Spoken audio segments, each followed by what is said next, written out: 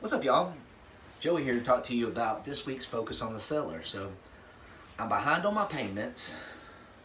The bank just notified us that they're going to advertise us for foreclosure next month. What are my options? That's what this week's topic's going to be about.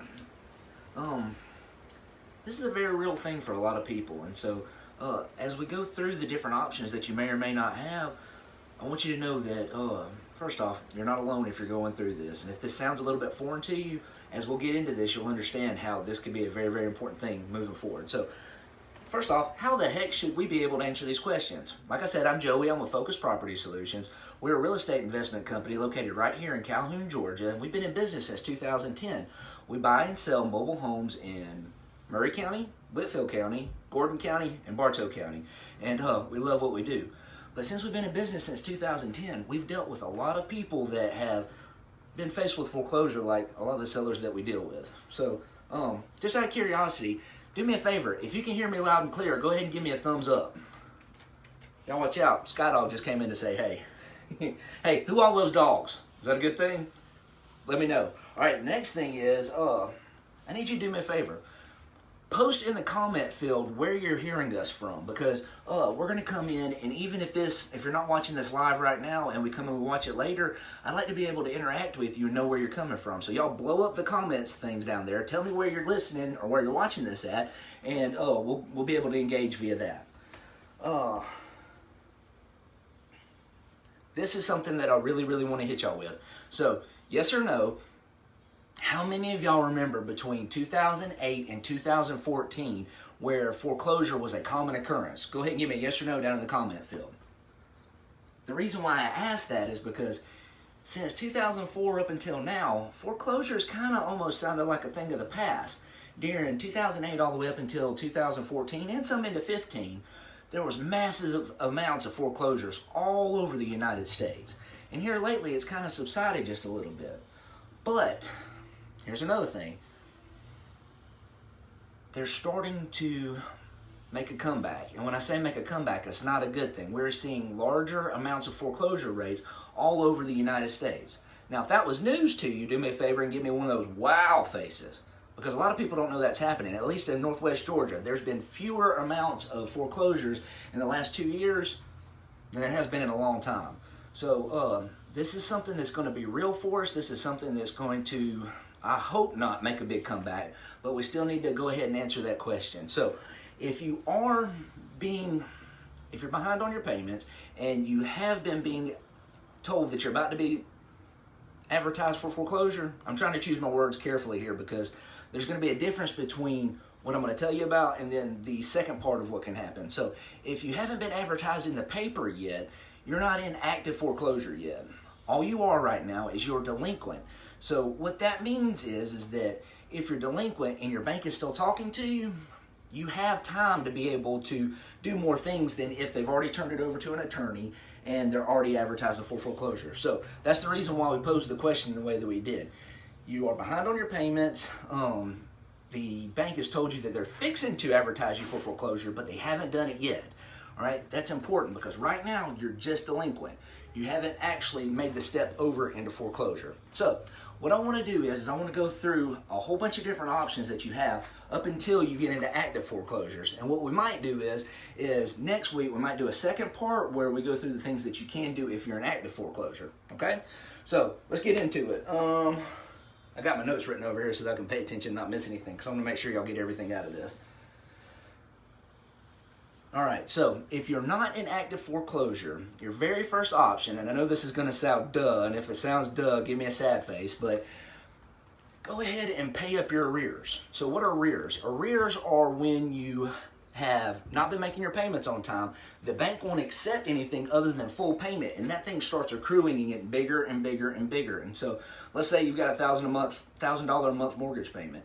If you miss 5 months worth of it, that means they expect you to come up with $5,000 in order to become current. That's a lot of money for a lot of people, and that doesn't even have late fees or anything like that associated with it. So that number can get big really, really quick. That makes it real hard to be able to bring your account current. However, let's say something happens like you get some sort of settlement or something along those lines. all of a sudden you can take that money, chunk it back down, and then you're back in good graces and everything's good to go. That is the best way, if you're not in active foreclosure, as a seller, to be able to become current and get yourself out of this situation. Now, like I said, coming up with that amount of money is hard for a lot of people. So if that doesn't work for you, let's move on to option number 2. Option number 2 is what's called a loan modification. Now, I got to stop here for just a second because we live in Northwest Georgia, and sometimes country people come up with our own words. I do it, y'all do it, I know you do it. And so something that happens is that people get a refinance and a modification. They take the two words and they mingle them up, and so you'll go and talk to somebody and they'll say, I'm doing one in their loan remodifications. I always laughing like, no. There's a difference between a refinance and a modification. And make sure you don't confuse the two. So I haven't wrote this on the board yet. Let me write this on the board real quick. So option number 1 is pay up. And I'll spell arrears. That just means pay up your back payments. Option number 2, loan modification. Y'all don't laugh at me if I misspell things. I do that periodically. So, what is a loan modification? A loan modification is when the bank is still talking to you. Remember, we're not in active foreclosure yet. And they allow you to take all that money that were your arrears. So the arrears, remember, that's your delinquent payments plus any kind of fees that are associated with it. Add it to your loan and then allow you to start making payments on it again. Now, when this happens, your interest rate may change. The amount of time you have left on your mortgage may change. There's all kinds of different things that can go on with that. A loan modification is a great thing. However, beware. It's a little bit of a hassle. Now, don't get me wrong. If you are getting close to active foreclosure, you're willing to do the hassle, and that's great. You need to, because if you can do this with the bank, that is the best solution for you. So make sure that you can do that. But let me go ahead and prepare you for what's going to happen. You're going to go and you're going to fill out a packet that the bank's going to send you. It's going to have all kinds of information in it, and you're going to fill it out, and you're going to give them all the documentation they need. They're going to want W-2s. They're going to want to know what kind of bills you've got. They're going to want to know all kinds of things that you're like, what in the world? Then you're going to fax it in. Then they're going to call you and say, hey, man, we're missing this piece of paper. And you're like, but I faxed it in. It's just going to happen. Go ahead and fax it again. Then they're going to call you and tell you they're missing something else, and then you're going to fax it in. Then they're going to say, hey, we lost your packet. Fax it in again. Just go ahead and be prepared. This thing is going to take a while. But the whole point is that you want to work with the bank as much as possible so that you don't get to the active foreclosure. Okay? So, loan modification is your option number 2. It's a great option, and it works out well. Now, let me caution you on something else. Why would the bank want to do a loan modification? Okay? That's a great question. Do you agree? The reason why the bank would be interested in doing a loan modification is twofold. One, they haven't handed everything over to the attorney yet. So when the bank hands everything over to the attorney, all of a sudden they incur a whole lot of fees. That's whenever they almost stop and they don't even want to deal with you anymore, because now the attorney has it, they're going to handle it. We've already cost a whole bunch. We're not working anymore.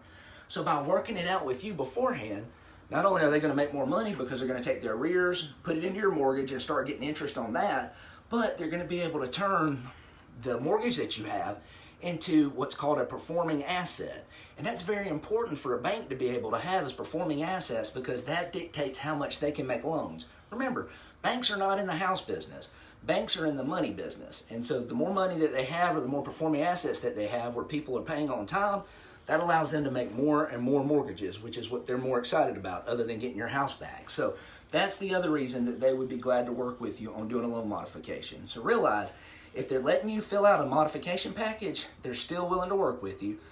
Try to go, just soldier through all the faxes that you're going to have to go through and keep working with it, and you'll be able to get out of it. If you need any help, there's a lot of real estate professionals that'd be glad to help you with being able to do a loan modification, so just know that. All right, option number 3. And y'all make fun of me if I misspell this. I always get, when there's a bunch of vowels in line with one another, like beautiful. Beautiful has a lot of vowels right beside each other, and I always get confused because it's like, that don't look right. There shouldn't be that many vowels. So this one has that. Option number 3 is called a deed in I'm going to cheat. I'm going to make sure I spell it right. Deed in lieu. Okay? A deed in lieu is, the rest of it's a deed in lieu of foreclosure. What you do is the bank's still talking to you. You have not entered active foreclosure yet. So this is important. And y'all say, look, man, I'm a seller. I've got this house. I'm in over my head. I'm not going to be able to do this. Will you please just let me sign the house back over to you, and y'all call it quits? All right? That's a deed. I'm giving you the deed to this house in lieu of y'all foreclosing on us. Now, once again, why would the bank want to do that? The reason why the bank would want to do that is because they don't have to incur the cost associated with handing it over to the attorney. Now, why would you want to do that? This won't ding your credit as bad as some of the other alternatives that you have. So they're going to say, okay, you were delinquent for a little while, but guess what? You don't have a short sale on your record, you don't have bankruptcy on your record, you don't have a foreclosure on your record. That's going to be real good for your credit and will be a viable alternative for you. Now, here's something else that may or may not play a factor. So we're in an up market right now. More than likely, if you're in a situation where you're dealing with foreclosure right now, you bought your house whenever we were in a lower market, right? Remember how I said banks are not in the house business? They're also not dumb. They will try to make a profit if they can. So if you give them the house back and it's in good condition, they may even do something like give you cash for keys. They did that once upon a time. I don't know if they're doing that now or not. But if they get the house back, you give it to them in good condition and they can turn around and put it on the open market and sell it for a good price, they are quite willing to do that. So it's advantageous for them to go and do a deed in lieu of foreclosure versus going through the whole foreclosure process, risk the house being vandalized, risk somebody getting mad and destroying it, risk busted pipes, all those different things that can deteriorate the house, which is how they're going to be able to get their money back. So deed in lieu of foreclosure is a very good solution if you're ready to be done. You know you can't do anything else. You're not going to qualify for a loan modification. By the way, I almost just said loan remodification. Country boy, sorry. And you can't pay up your arrears. This is a great option for you to try out. So remember that. All right. Option number 4. I'm going to try to get through 5 options tonight, by the way. The 5th option is kind of long, and that may be where we get into having another one next week where we talk about the 5th option. Plus, it goes over into being an active foreclosure. So we'll see what kind of time we got, and if that's the case, we'll do that. So, option number 4.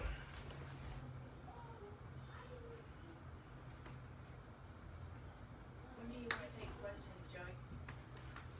I'll take questions whenever y'all ready. By the way, y'all, Ashley's over here manning the computer, and if y'all have a question and you throw it out there, tell her to ask Joey. You can stop me at any time, and I'll go ahead and try to answer your question live right now. Do we got a question? We got a question. What's the question?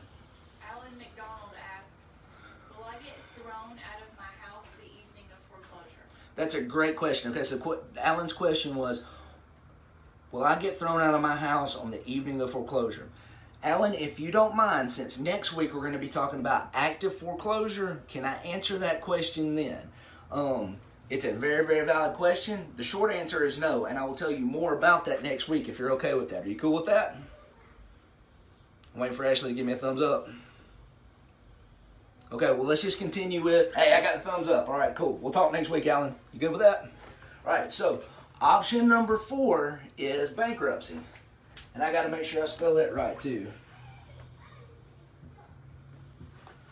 All right, so bankruptcy, if you don't know what bankruptcy is, it is when you file with the state and pretty much say, y'all, I have no money. I am so broke, it's not even funny. There's no way I'm going to be able to do this right now. And you go to a bankruptcy attorney, they file all the paperwork. By the way, I'm not an attorney, I'm not a CPA. The licenses that I have, you can get at the DMV or the DNR, and I didn't stay at a Holiday Inn Express last night. What I do know is that we've been doing this since 2010, and we've dealt with a whole lot of people. So one of the things that if you're going to be filing for bankruptcy, by the way, this doesn't apply to everybody, so you're going to go and want to talk to an attorney and find out, am I capable to file for bankruptcy? Okay? If you are capable to file for bankruptcy, one of the crucial things that you're going to want to do is you need to investigate who is and who is not a good bankruptcy attorney. The bankruptcy attorney will make and break everything that you do. There's a lot of times I'll get and meet with sellers just like you that have went and filed with a bankruptcy attorney, and it almost seems like a scam. I mean, like when I sit there and hear the things that they've been doing, how they've been paying back, and I'm getting kind of ADD on this. When you get into bankruptcy, there's two different kinds of ways to get into bankruptcy. One of them's Chapter 7, one of them's Chapter 13. And right now I can't remember which one's which. One of them is, I realize I'm broke. I would like to pay back my debts. And so what they'll do is they'll take all your debts, they'll consolidate them, and they'll make it to where it's one monthly payment that you can start paying. Sometimes it is something that people can afford, sometimes it's not. But the whole purpose is they're trying to make it to where you can pay these debts back. The other one is, you know what, on y'all, and they run off. Whenever you go talk to your bankruptcy attorney, you need to see which one of those are a viable option for you. Personally, I think the one where you should try to pay back your debts is a great thing. I don't think that if you loan money from somebody that you should try not to pay them back. That just is not good, I don't think. But every time that I sit down with somebody that is coming on the backside of a bankruptcy and they're still dealing with foreclosure, it's because they didn't have a good bankruptcy attorney. Now, I only know one. I've heard good things about him, but I would suggest that whoever you go with, you don't just say, hey, well, my friend knows a friend that might be somebody. Get online, investigate the heck out of them, because the bankruptcy attorney is going to make or break anything that goes along with you being able to get out of foreclosure and be able to file for the bankruptcy. So just know that. All right. The very last option that you have, so far we've got 4 different options. We've got pay up your arrears. Remember, this is for non-active foreclosure. This is before they've actually advertised that you're going to be in the paper. By the way, let me ask you if you know that. We're in Georgia. Do y'all know how foreclosure works in Georgia? The way foreclosure works is they have to advertise in the paper that this property is for sale via foreclosure, that it's behind, and that basically here's the basic mortgage information about it. And we plan to go and, when I say we, the bank plans to go and take the house back on the first Tuesday of every month. And they do that down at the courthouse. Okay? And so whenever the bank calls you and says, hey, we're about to advertise, they have to do it 4 Tuesdays before the first Tuesday of the next month. So when they say we're doing it next month, that means you've only got about a month until auction happens. And so it becomes a big time crunch whenever that happens. So just know that. Next week we'll talk more about how things are more time sensitive, but just know if you get to the point to where they're advertising, it's go time. You've either got to put up or shut up, because there's only a few things that you can do, but we're still here to help. All right, so back to the options that we have so far. We've got, you can pay up your arrears, so bring your loan current, foreclosure stops. You can apply for a loan modification. If the bank agrees to it and they do everything, foreclosure stops. If you do a deed in lieu of foreclosure, you give the bank back the property, and they say, okay, we're not going to come after you for your credit. Foreclosure stops. If you go and file for bankruptcy, foreclosure stops.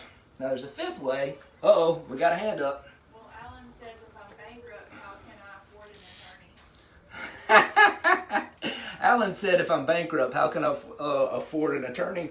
That's a good question. I don't know. Maybe they build their fee into whatever your payment is, or maybe it's less than what your arrears are. That's very funny. Thank you for that. All right, last one. Now, I know this is going to come to you as a shock, but the 5th and final way to stop a foreclosure is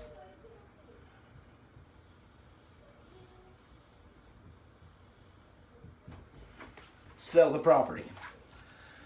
Now, since you're not in active foreclosure, there are some things that you can do with the sale of the property. All right. When you're not in active foreclosure, you can actually put your house on the retail market. That means you can go and list it with a realtor. Now, the reason why I said that is because if you'll remember just a little while ago, I said if they've already advertised you for foreclosure, that means you've only got 4 weeks. Most real estate transactions, whenever you go and you list it with a realtor and then somebody's got to go get a loan to be able to buy the house and then they close it, take somewhere, depending on what kind of loan they're getting, between 30, 45, and sometimes up to 60 days to be able to close the house from start to finish. And that's it from start to finish of getting it under contract. So if you're going on retail sale, realtor's got to go take pictures of it, they got to list it on the market, they got to come over and show the house, and then they've got to be able to get a contract on it so that you can actually sell the house. All right. that is something that is available to you if you're not in active foreclosure. So keep that in mind. If you need to get out and you're seeing it and you're watching and you're not sticking your head down in the sand, because please don't stick your head in the sand. If you're dealing with foreclosure right now, the worst thing you can do is do nothing, okay? Even if you mess up and you do something wrong, it's better than, when I say do something wrong, I'm not talking about doing something immoral. I'm talking about, hey, I called the wrong thing, I filled out the wrong piece of paperwork, I checked out 10 attorneys, at least you're doing something. Don't stick your head in the dirt, okay? If you continue to try and get your house out there for sale, then that's a way to be able to get out by looking forward and realizing, hey, I'm not going to be able to get out of this. Okay, the next things that the other type of sales that are available to you are what we're probably going to talk about more next week. It's going to be whether you can get a cash sale, and that has to do with somebody that actually has the cash in pocket to come over and buy your house. And the reason why that's important is because when somebody has cash, you can close a house in however long it takes for the attorney to get the paperwork done. We've done it in 3 days before. So just know, if you need speed, that's where that's going to come into play, and that's also where it's going to be more important next week on the if you're in active foreclosure. The other things that you may have heard of before are something called a short sale. I'm not going to talk about that. I'm not going to talk about that much at all this week. We'll talk about it next week. But those are the different type of sales that you may want to consider if you're not in active foreclosure already. So let me check and see if I got any other things.